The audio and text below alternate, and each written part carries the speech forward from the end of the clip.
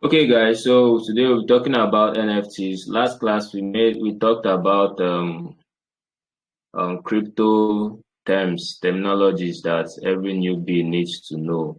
All right, and I mentioned a lot of them. It was a lot. You can see the slides. Terms used in crypto. If you didn't watch that, if you are not in class, please go and watch the video. It's recorded and it is there in the recorded session. So today we're talking about NFTs. All right. And I know some of us must have been hearing about NFTs and the rest of it. So I'm just going to be as brief and as clear as possible. If you have questions, type it down in the question section. Or when after class you come to my DM, I will fix it. Or after recording, we'll deal with it because we don't have time again. So an NFT means non-fungible token. N for non-fungible. N for non and F for fungible and T for tokens. Okay. For us to understand this, let me break it down a little bit more so that you understand what fungible is and what non-fungible are. So fungible means something able to be exchanged. I hope everybody have their notes with them. Fungible means something that is able to be exchanged or substituted and will hold same value. This means that, in other words, this means that fungibles are interchangeable. For example, I come to you and I collect $20 through I borrow you $20 through bank transfer, okay? And while paying back, you gave me back $20, but now in cash. You understand? I sent you wire transfer or bank transfer, but you're giving me back cash in return. Okay, and this means that the value of the money did not change. The same value which I sent to you is the same value you're giving back to me. I sent you $20 and you're giving me $20. That is to say the value did not change. That is something that is fungible. Now, for non-fungible, it's an asset that can be substituted, or you can change it because it has unique attributes that make different from something else. Now, what this means, for example, I'm a painter or an artist, those that paint pictures and the rest, and I have a unique digital artwork, okay, or something that can be related to in-game. Let's just use the physical stuff for now, and then I give you that. Probably I send you, okay, you send me $20 and I'm giving you this art piece. Are you getting it? Now it's not this art piece now has the ability to change price and value over a period of time. Are you getting this? It has the ability to change price over a period of time. Then a token is a thing serving as visible or tangible representation, quality, or any other thing. Okay, as said above, an NFT can be anything. That's just something that people think that NFT is just maybe cartoons that you mostly see on Twitter. Actually, NFT can be anything. Okay, and NFTs are non-fungible tokens and refers to a digital certificate stored on a secured distributed database called a blockchain. We talked about blockchain 2 days ago.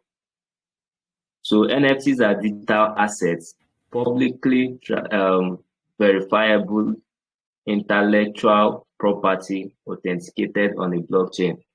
All these things, I will be breaking them down.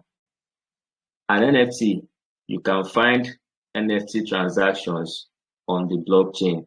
If I send you an NFT, you can verify this NFT I sent on a blockchain. We talked about the hash and we talked about blockchain 2 days ago. Okay, so with this, you should understand that in the blockchain technology and decentralization, all these stuffs you can find their transactions or TXNs. Let me use that word, TXN. That is the short form for transaction, which is also another terminology in crypto. Okay, you can find all these traceable on the blockchain.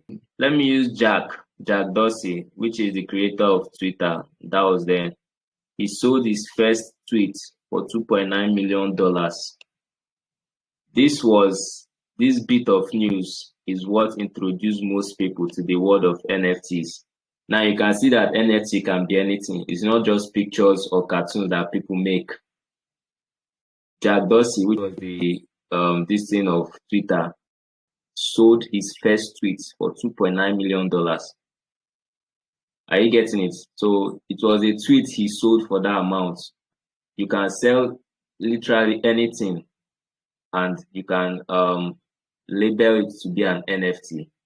But the only what makes it an NFT and non-fungible is that this transaction will have to be on blockchain, decentralized transactions.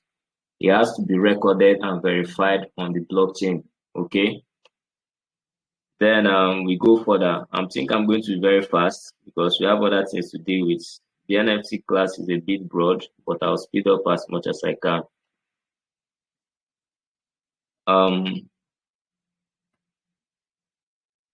There are types of NFTs, and this list is quite endless, but let's consider the top 5 actually. We have art. Please be penning these things down. Art is the most popular form of NFT out there. Okay, the conception of NFTs was a prime opportunity for artists to sell their best works online as though they are physical. Right now, a lot of the most expensive NFTs are works of art. According to Luno, that was back in 2021, the most valuable NFT ever sold is called Every Days. The first 5,000 days by renowned artist Beeple. You might not know him, but I've read something about him on Twitter. The piece sold for a whopping $69 million. There are other super expensive NFTs that are breaking billionaires' bank accounts. I think you must have heard about the ape. I think that was the ape NFT or maybe batch NFT. Okay. Then music is another type of NFT. Also high on NFT spectrum is music. All right. Music has been a fungible good for decades, being recorded and distributed on records, cassettes, CDs, and digitally. However, musicians and DJs have been selling their work as NFTs lately, earning some of them millions of dollars in matter of hours. So you can see that there are so many. The blockchain technology has made a lot of things. In fact, the possibilities are endless. Okay, from DeFi to NFTs to CeFi to TradeFi and even gaming. All right. So there are video games, video game items. Another frontier of the NFT space is with video games. Companies aren't selling entire games as NFTs, rather they will sell an in-game content. Those that play Call of Duty, you must have seen those cards that kind of give you an extra boost or maybe upgrade your guns and the rest of that. Those things, if COD was to come onto the blockchain technology, those will now be regarded as NFTs. All right. So they will sell in-game content like skins, characters, and other items. Nowadays, millions of copies of DLC assets are sold to players, but as an NFT asset, which will be unique and exclusive to just one buyer. Developers can sell regular DLC, but then sell a limited edition version of it on the NFT marketplace. Now we have an NFT marketplace where I can go and mint NFT from any network, from Polygon, from Ethereum, from BSC, Binance Smart Chain, from Solana. Okay, one of the Solana NFT marketplace is Magic Eden. Are we clear? Yes. So we have another form of NFT is trading cards and collectible items. NFTs can be thought as digital trading cards. We all know about limited edition baseball cards, and which are selling for thousands of dollars, and the NFT market isn't much different. Okay, people can buy and trade digital versions of trading cards on the market and keep them just like they are keeping the real thing. And just like the real thing, some sell for over $1 million. Um, some of these days, when you get an NFT, you are at liberty to either turn that digital asset to something physical, or probably, you know what I mean. Just like we have this La Liga stuff. They have a marketplace where you can go and claim moments from La Liga, from El Clasico way back, and the rest of that. Okay.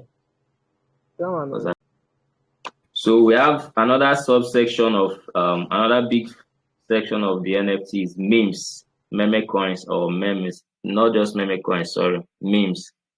You have seen memes where you see dog or maybe cat putting on a hat, or maybe, I don't know, it can be anything. All these memes that we post on our status and the rest, those can be NFTs. If they can be transferred and verified on the blockchain, they can become non-fungible. Okay. In case you thought the internet couldn't get more interesting, you can buy and trade memes on the NFT marketplace. What's neat is that in some cases the person in the meme is the actual seller. You understand? Maybe if what's his name? The owner of Twitter now wanted to sell an NFT or as a meme, you can see him probably holding Shiba dog, and then you can go ahead and create a collection of that and then mint it in the Solana blockchain, and it will be selling. Trust me, a lot of people are going to be buying it too, and it's going to be selling off like crazy. So that's another thing. You have to involve a team and market your NFTs if you're going to create one. All right. And then the NFT price system is based solely on listing. Let's say 10 people hold a particular NFT, and the floor price of that NFT is 300 Ethereum, okay? And then 5 of them refuses to list their own. Are you getting me? 10 people are holding it too, and the floor price is 300 Ethereum, and then 5 refuse to list.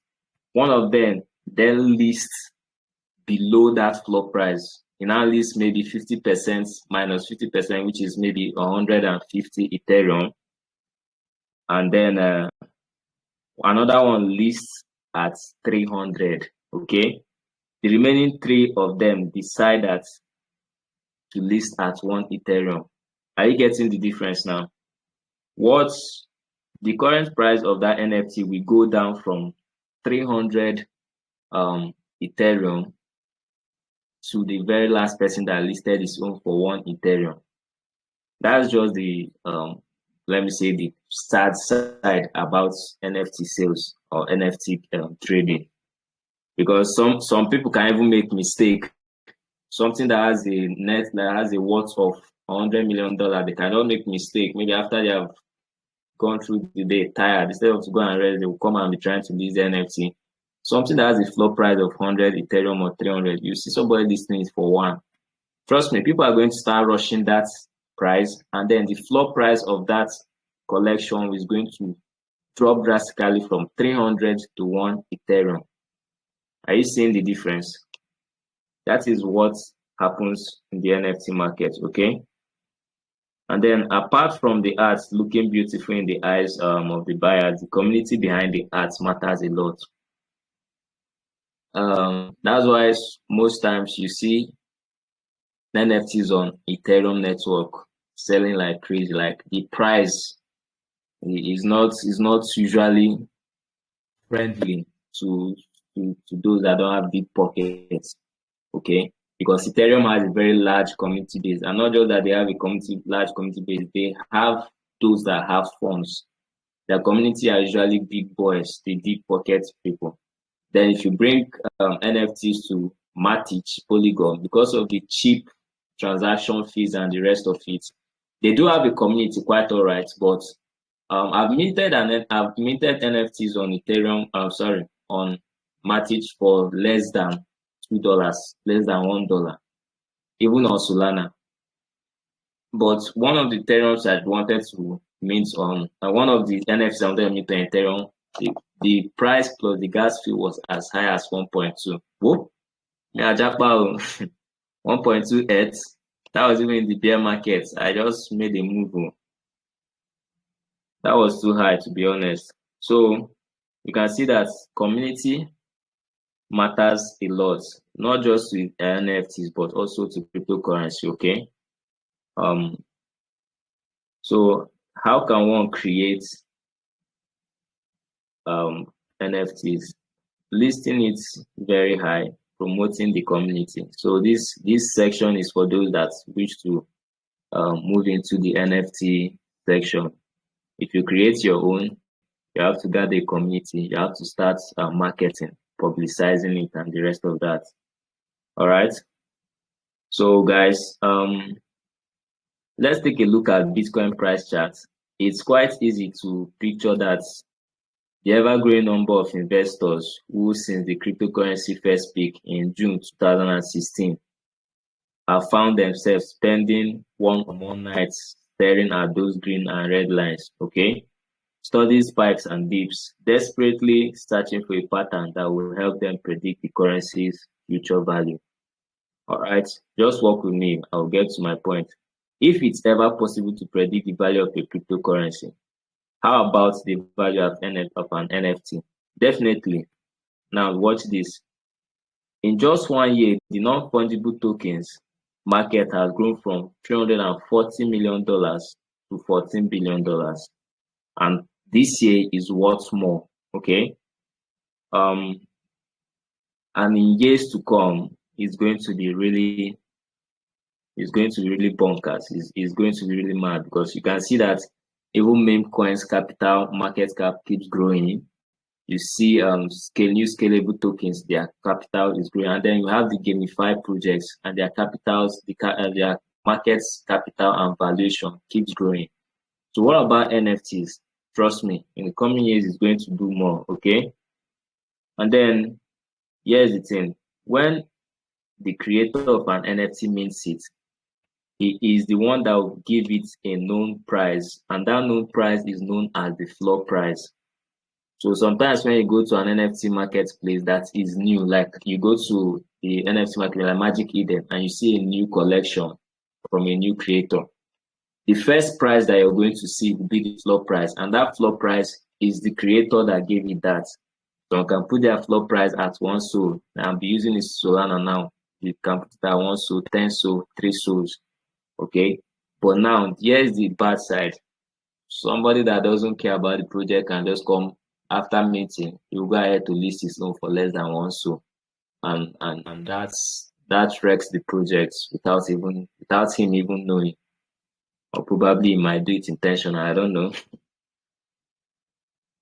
So, but now because of uninformed people listing poorly, thinking they will get buyers fast, that way the floor price of that NFT will drop drastically. I made mention of that. Maybe the creator made the floor price 1 SOL or 3 SOL, and then those that have minted now want to sell. Maybe they minted a lot of it, because some of these NFTs, when the creators create them, they can create as many as 5,000, and then you can see people that have money going to mint a lot of it. Some can even mint as much as 10% or 20% of it. But some of these creators give a certain percentage per wallet via minting it, okay? So that it doesn't become a case of pump and dump. It becomes decentralized, where everybody have an equal opportunity to mint and own the NFT. All right. Going forward, let me give you another instance, okay? Let's say, imagine I have 10 Bitcoin, you get, and I kept and hold 5 years back, or I have 10 Solana, especially most of us who did smart contracts when Ethereum was, I think there was a time Ethereum was trading for as low as 50K, 50,000 naira. That was a I think that was for Surge or something. So let's say I had some of that amount and I kept it. Okay. You all have NFTs worth millions of naira now if I had kept those let's say those Bitcoin or in form of NFTs if I had kept them. So now one thing you have to understand that there are billionaires and millionaires around the globe that will come and purchase my Bitcoin. Do you understand my point?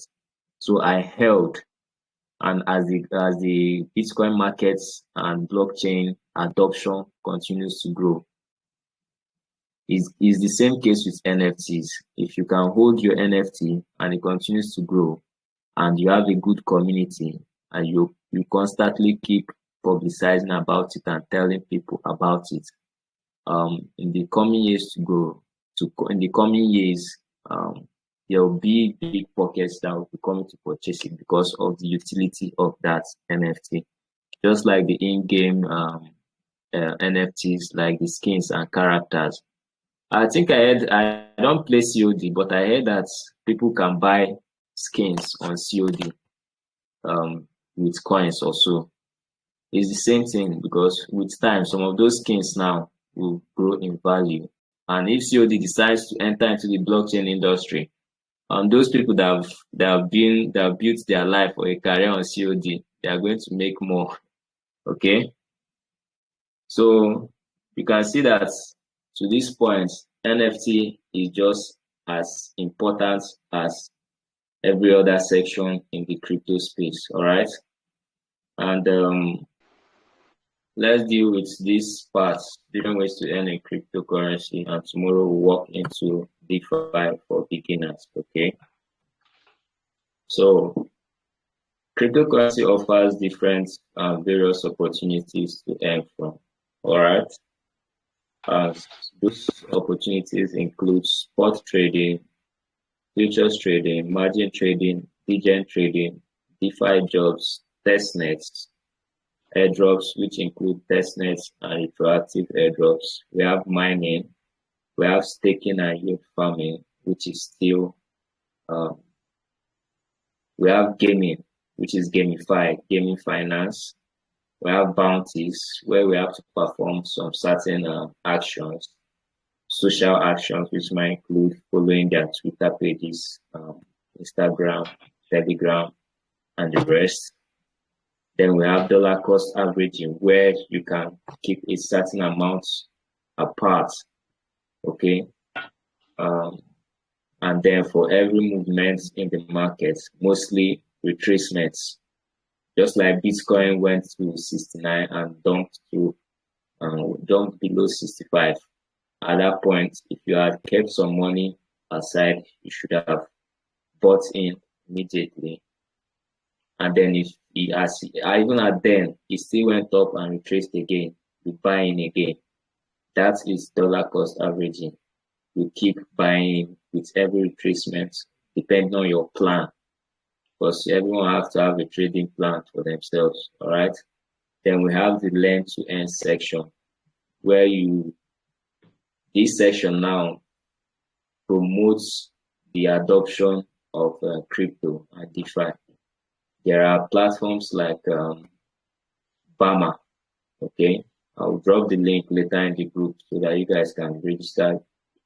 You earn that platform's token for reading through articles that teach us and enlighten you on crypto related stuff and topics. Okay, now what is spot trading?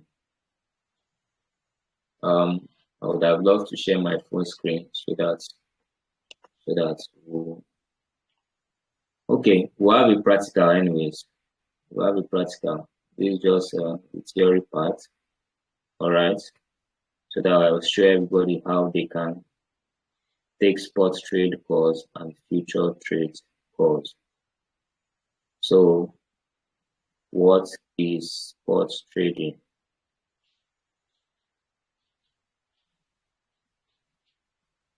No.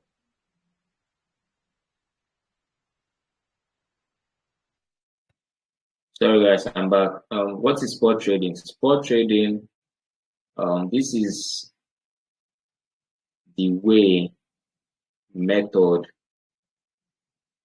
that we buy and sell assets at current market rates called spot price. Okay. With the intention of taking delivery of another asset. Let's say you are trading BTC against USDT. Okay. Now you use your USDT to trade against BTC.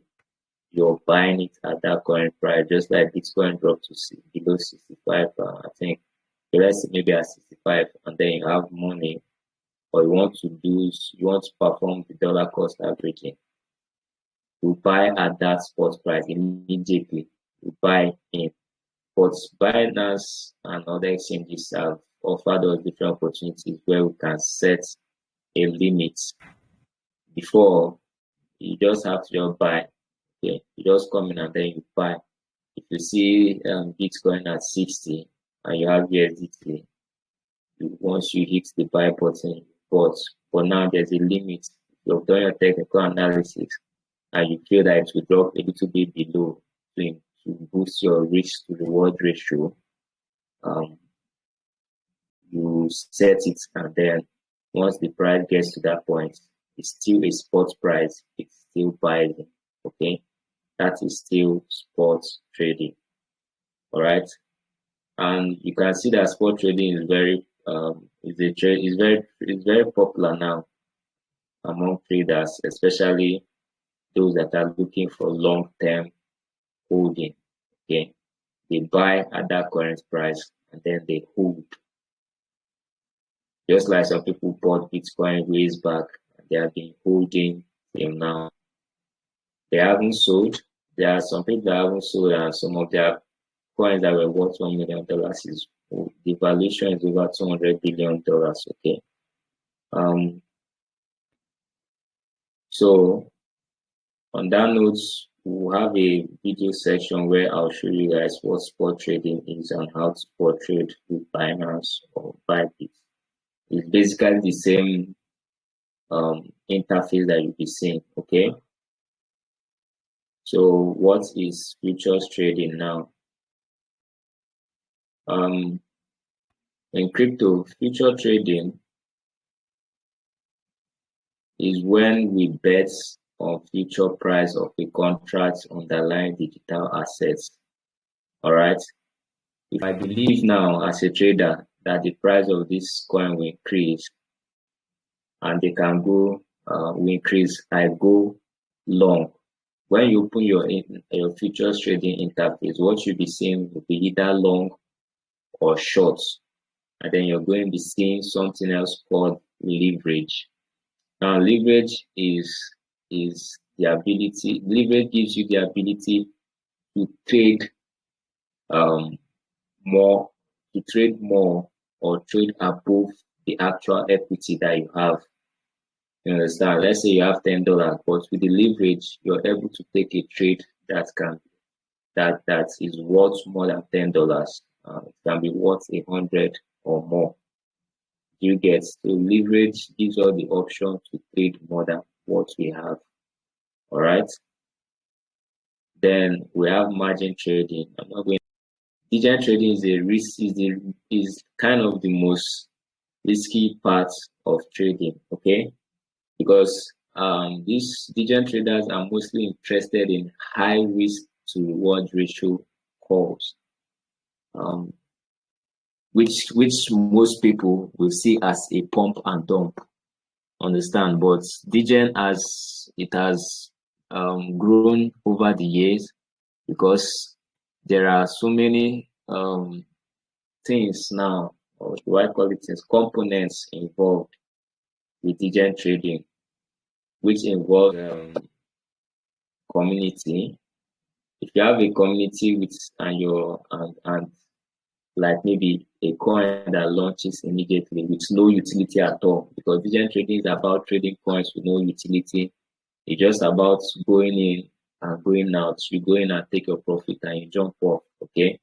And this usually focuses more on meme tokens and projects that can be considered as a joke, maybe like um, um, what is this guy's name?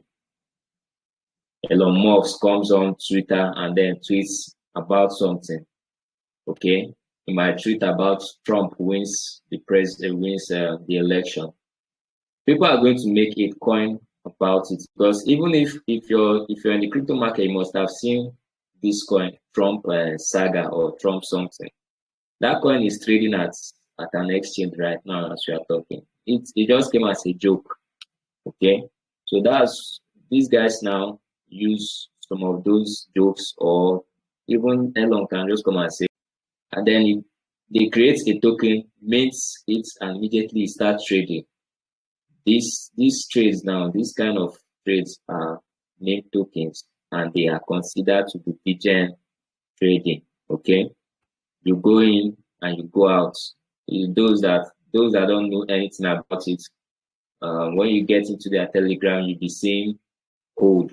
They'll just be twisting people's head, hold. And before you know, your bag that is worth $100 can be worth $2. And by before you know, liquidity has been removed from that coin. Why? Profit has been made. The team that created it has made their profits. The influencers that they paid have made their profits. Everybody has picked their bag and they have left you behind. Okay. So like I said, is often associated with the pump and dump schemes. All right. Then what are DeFi jobs? Which is another section. This DeFi jobs is very broad. Okay. It's very, very broad. But we are here for the beginners section. But I'm going to make it as elaborate as possible. So decentralized finance offers us the opportunity to work in various sectors. Okay, a project can come up and they will be needing stuffs like CM, which means community manager. I've worked as a community manager on Telegram for one project way back in 2021. It was a meme coin actually, a pump and dump, so it wasn't long. It was just about a week or so.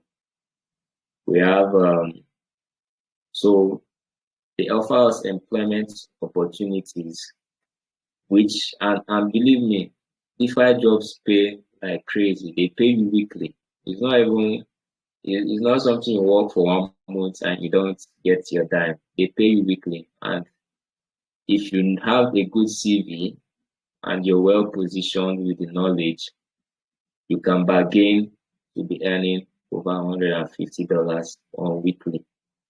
It's a serious project and they want to pay you with their token. But if it's a meme project, don't allow them pay you with their token. Don't allow them pay you their token. Let them pay you in USDT. But if it's a serious project like maybe Polygon or Matic, it is advisable that you work for them long term and they pay you with their project currency, because in the long term and in the long run, you'll be the one that's going to benefit even more. All right. So under these DeFi jobs have so many sections. You can work, you can have a DeFi job under designing, graphics design, under web developer, front end or back end. You can have as a thread writer, which is copyright or anything. You can have as an influencer. If you go on Twitter, you're going to see a lot of people writing threads. Trust me.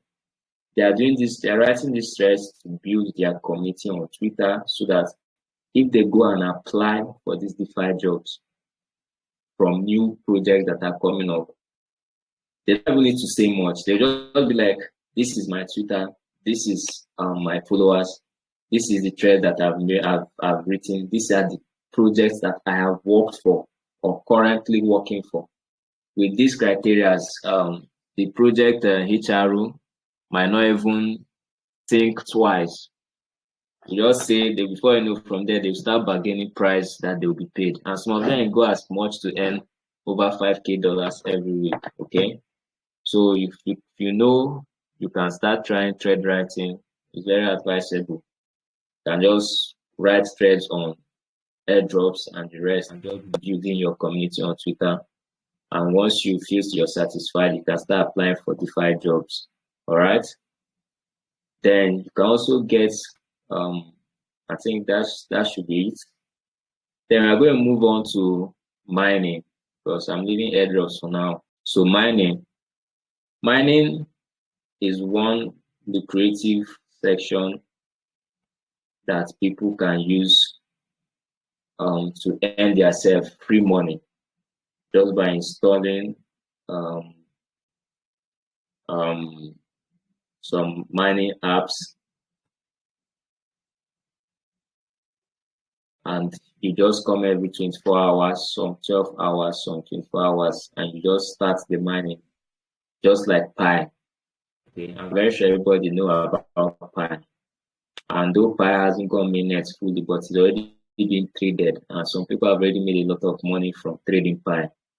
Recently, Ice, another one was Avive, and then we have the ones coming up, OGC, we have Dots coming up, we have a lot of them coming up. Okay, so mining is very, very good.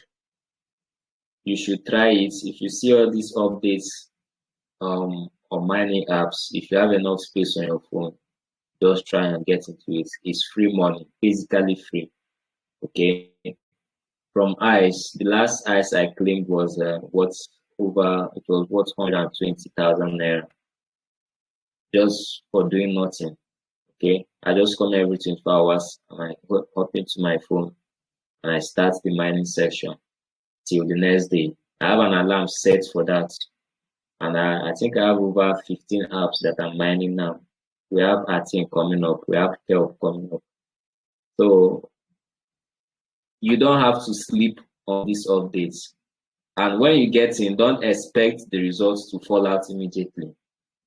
It takes days, it takes weeks, it takes months, and probably, I think, Pi now, people that are mining Pi, they know how long they've been mining. Some of them are almost tired.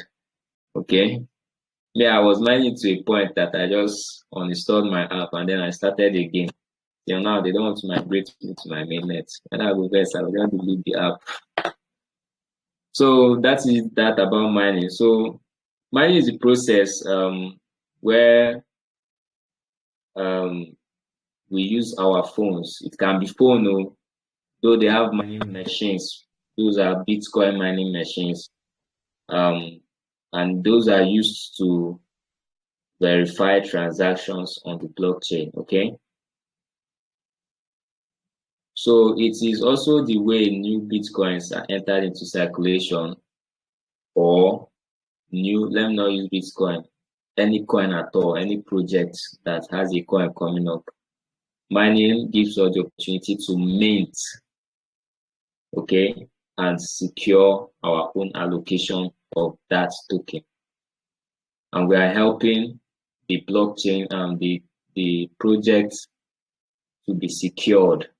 Okay, we are contributing to the security of that project, regardless whether you know it or you don't know it. When you're mining these apps and these projects, we are contributing to the security of that project, because and one good thing about mining these days on phone is that it doesn't cost much, the electricity and hardware and the rest. Literally any phone can mine, can make use of these mining applications. Okay, staking and yield farming.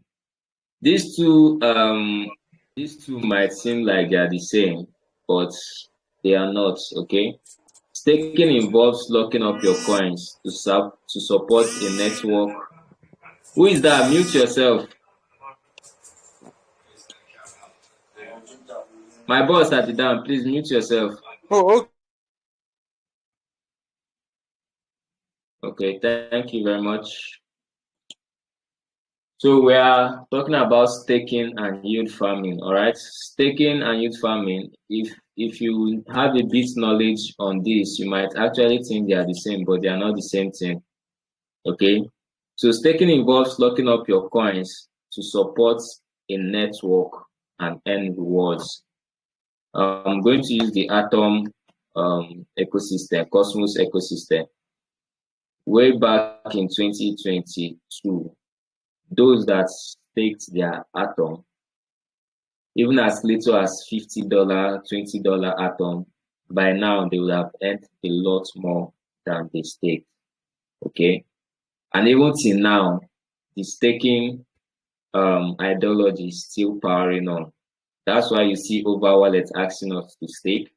We saw ICE asking us to stake. So now, with the good thing with this ICE now, that projects that will be launching under the ICE network, when they go mainnet and have their own ecosystem, they are going to be dropping us that stake our ICE or some part of our ICE. I have not liquidated all my ICE. I'm keeping some. Once they go mainnet and they have their first DEX, their first DApp, and they have the staking function unlocked, I'm just going to stake. I've shared another big info with you guys. So you have to make use of that. Even if you don't have ICE, just buy and keep and wait. When they go mainnet, you're gonna stake, because any other projects coming under them will have there's 90% probability that they will airdrop us. Okay. Then we have why yield farming and liquidity mining involve providing liquidity to a DeFi protocol or exchange. And also we gain our rewards through fees. Those that make use of that protocol, or just like, let me use PancakeSwap, which is the very known one on that Binance Smart Chain. Those that provided liquidity for Binance, for PancakeSwap, that is those that provided liquidity. Of course, you pulled your USDT and BNB into the PancakeSwap project, because when you provide liquidity, you're making a project or a DeFi protocol usable. You understand? I talked about pump and dump. When people, those that provided liquidity for that project, when they pull out their liquidity, that project is dead. It goes flat bottom. It's robbed. But now, when you're providing liquidity for protocols like DEXs, decentralized exchanges, or dApps, decentralized applications, you're earning fees. When I come there and I swap, maybe I come to PancakeSwap, I swap my BNB for USDT. Those charges that you're seeing, for as many people that provided liquidity, they will be distributing it, sharing it equally, or maybe according to the amount they staked. Maybe someone that staked $1 million cannot earn a higher fee than somebody that staked $100. Are you getting it? Or no, not staked, that provided liquidity or worth $1 million. The person will earn more fees than the person that provided liquidity of $100. Okay, so that is yield farming. And also yield farming, when other projects also come under that protocol to airdrop, they are going to use those active wallets or active users that provided liquidity as well, and they will airdrop them. Okay. Now, of course, we know gaming. Mavia, who heard about Mavia? Mavia airdropped some people about $100 for just playing a game, not up to 5 minutes. I couldn't partake of that because my phone, anytime I open the app, it crashes. But there's another one on board now, Universe and Matrix. Matrix is just like Call of Duty. Those playing Call of Duty, go and start playing crypto games. So crypto games are going mad now. Like, you understand? Go and start playing them. Learn how to get involved. Play these games and you'll be rewarded, so that even your data and your time, you will see a reward for it. Okay. Universe, Matrix, Mavia, and more that are still coming. These are the three that I have played. Okay, I played the Mavia before it crashed off. Matrix, they are updating their server and the game. Okay, then for which other one did I mention? Universe is a card game, so I'm also playing that from time to time. To be honest with you, if you open my phone, you're not going to see something like FIFA 2024, 2025, or any of these applications. Any app you see on my phone, it's either a crypto app or a crypto project app. Because why download other apps when these apps, these kind of fun games are coming into the blockchain technology and we are being rewarded for playing them? Actual reward. One major now is trading around $6, and there are people that got as much as 5. There are people that got as much as 75. You understand? That coin now has very low supply and very low. The one in circulation is equally very low, so it has the ability to even do more. Because I've seen people doing the analysis and projecting the coin to hit about $50 before the year runs out. And trust me, it's going to do it because low supply, more demand, scarcity. You understand? The price will definitely go up once the game starts making waves and people start. And of course, another big deal is that it's an Asian project. You understand? And you know these guys are big movers of the crypto industry. Okay. So bounties, I already mentioned what bounties are.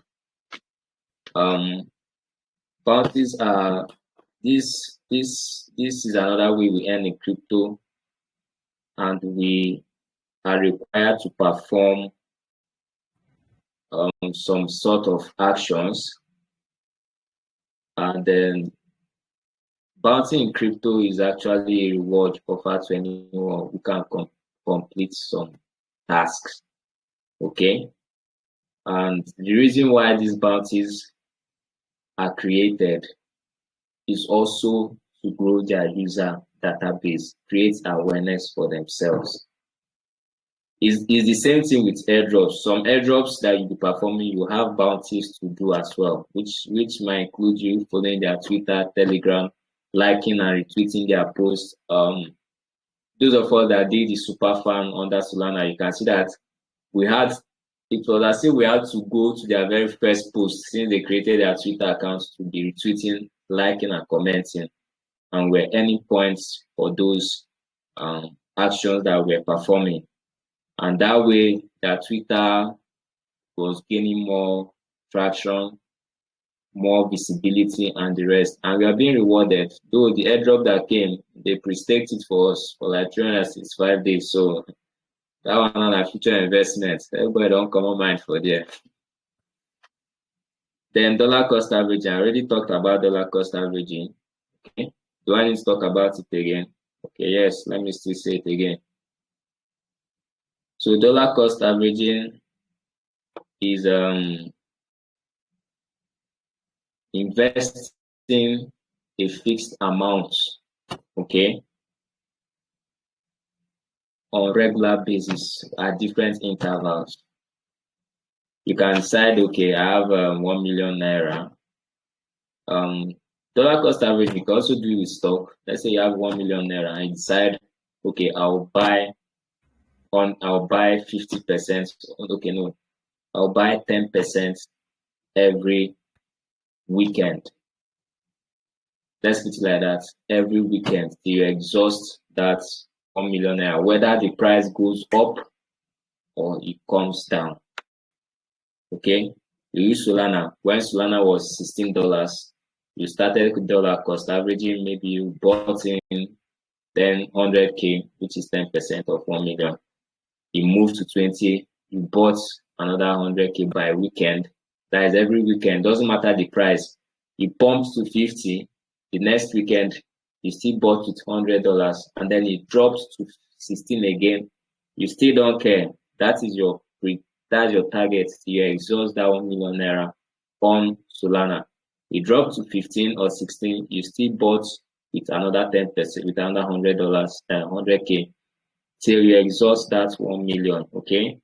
And this now, the thing that people don't see or understand is that dollar cost average is a very good, and in fact, the return on using dollar cost averaging to buy into a project is usually unimaginable.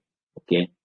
I know my boss, Sue Generis, he has been using that method for a couple of since the bear market, and now the guy is just smiling. So even when there will be a kind of pre-pump of a token that he has said he will be buying, he just buys in. The thing drops 50%, 30%, he still buys in.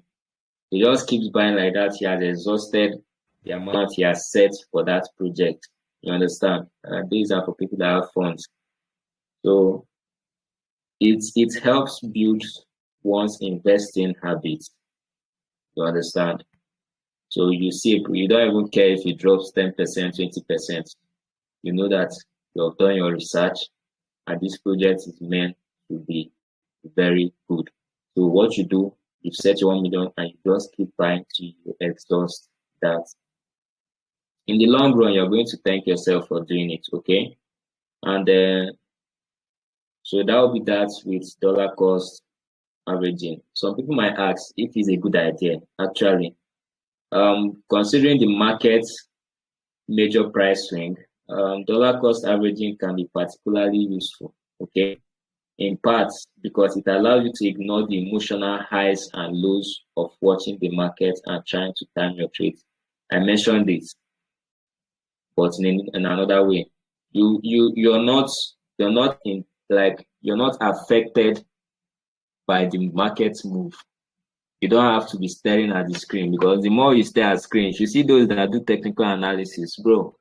Anybody that does technical analysis and achieve a high level of discipline while taking trades with technical analysis, you have to pull cap for that person. I'm telling you, I do TA, but at some point, you feel like you're being dragged, like your emotions is being controlled by the movement of the candle. At some point, I might take break of like 1 week or more from doing TA. You get? So this now helps us, dollar cost averaging helps us to ignore all of that. We do it emotion, zero emotions. We don't care if Solana is up $200, or if it's weekend and it's $200, we are buying. We can set a time, 10 a.m. every Saturday or 10 a.m. every Friday. We buy. We wait for the next weekend. We still buy till we have exhausted our set amount. Okay. Then learn to earn. I talked about that earlier during the class. We have BAMA. I mentioned it. So we are in BAMA. We are being rewarded the BAMA token for reading and learning about crypto, chain, and DeFi in general. Okay. This BAMA is going to be given an airdrop. So I'm going to drop the link in this Telegram as well as the WhatsApp. You're going to be reading about so many things, even some things that have not been in this class. But the good thing is this: they are not even long; they are just short forms, but very, very clear. You will gain more clarity. I'm here to onboard you, to just set your mind and give you an idea of what the blockchain crypto community or crypto sphere looks like. As time goes on, you're going to be seeing a lot of things, and you're going to be reading a lot of things, and you're permitted to ask questions. It must not be me. It can be me. If I'm available, I'll answer. You can ask in the community. I have that my WhatsApp community. I have people that already crypto drilled. They can answer you. Okay. If I'm available, I'll answer. So this learn to earn, you learn and you earn those tokens. They are not the only ones, actually. All right. There are more. But for now, this is the one I have. Binance also carries out a learn to earn, where you watch a video and you'll be taught like a brief introductory of what that project is about. They did one for NEAR, did one for GRT protocol. They did, yeah, I think by now they'll still be doing more, but so a lot of people have shifted their interest because it's the bull run. So everybody wants the big win. Some of these rewards that they give can just be $2, $1, and then as time goes on, before I know you'd have accumulated a lot, and then you just go to the Binance section and you just convert everything. And before I know you'll be seeing $5. How much is $5 now? Big money, Abby. So Naira is 1.6 now on Bybit as of yesterday. I checked it. So imagine you go through all these quizzes and you pass them and you accumulate $5. That's big money for you there. So guys, so far so good. That is it. For this session on airdrop and testnets, we will handle this separately because this one is really broad. We are going to handle it because after this section, then I'll start dropping updates related to airdrops. Okay.